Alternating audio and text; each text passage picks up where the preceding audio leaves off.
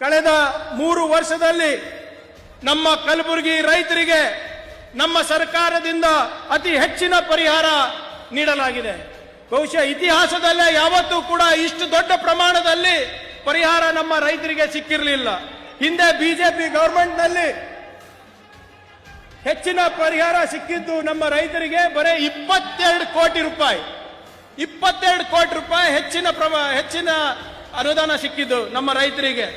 ಆದರೆ ಕಳೆದ ವರ್ಷ ನಮ್ಮ ಕಲಬುರಗಿ ರೈತರಿಗೆ ಇಡೀ ರಾಜ್ಯದಲ್ಲೇ ಹೈಯೆಸ್ಟ್ 656 ಕೋಟಿ ರೂಪಾಯಿ ಅನುದಾನವನ್ನ ನಾವು ನಮ್ಮ ಕಲಬುರಗಿ ರೈತರಿಗೆ ಪರಿಹಾರ ಮುಖಾಂತರ ಕೊಟ್ಟಿದ್ದೇವೆ.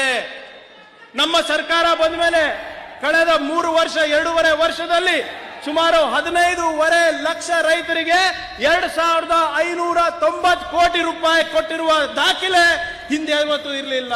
ಇದು ನಮ್ಮ ಸರ್ಕಾರ ಮಾಡಿರೋದು. ಆದ್ರಿಂದ ನಾನು ಒಂದೇ ಹೇಳೋದು ನಮ್ಮ ಜನರಿಗೆ, ನಮ್ಮ ಕೆಲಸವನ್ನ ನೋಡಿ, ನಮ್ಮ ಕಾಳಜಿಯನ್ನ ನೋಡಿ, ನಮ್ಮ ಸರ್ಕಾರದ ಬದ್ಧತೆಯನ್ನ ನೋಡಿ ಅಂತ ನಿಮ್ಮ ಹತ್ರ ಕೇಳ್ಕೊತಾ ಇದ್ದೀನಿ.